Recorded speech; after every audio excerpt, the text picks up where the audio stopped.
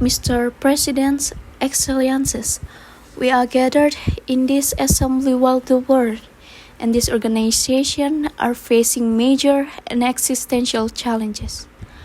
We are gathered while we are witnessing an unprecedented number of armed conflicts from Ukraine to Sudan, the Eastern Democratic Republic of the Congo, and Gaza. We are gathered while we are failing at our collective goal of maintaining international peace and security, of saving future generations from the horrors of war, and from the disastrous consequences of underdevelopment and climate change. Mr. President, the UN Charter, the sovereign equality of all states, the peaceful settlement of disputes, the prohibition of the threat or use of force against any state is being challenged. We must stand by the Charter.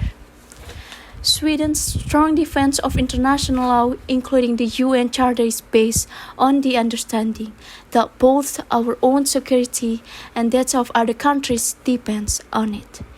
Ensuring respect for sovereignty, territorial integrity, and political independence of all states, both large and small, is in our common interest. At its core lies the need for a global system that is open, predictable, and applies equally to all. In too many places around the world, including in Sweden's immediate neighborhood, we are witnessing the consequences of violations of the rules and principles we have all agreed to. Since the start of Russia's aggressions against Ukraine in 2014, and with the full-scale invasion of Ukraine in 2022, Russia has brutally invaded the territory of another UN member state. This assembly has strongly and repeatedly condemned Russia's aggression against Ukraine as a blatant violation of international law, including the UN Charter.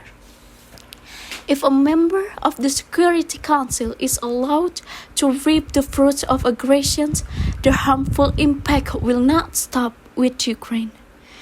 Russia's leadership will continue its attempt to impose its rules on neighboring countries. The territorial integrity and sovereignty of all states must serve as a basis for a comprehensive, just, and lasting peace in Ukraine. This was confirmed at the Peace Summit in Switzerland in June, which gathered some 100 delegations from all continents. Ukraine has made clear from the start that it wants a peaceful settlement based on the UN Charter.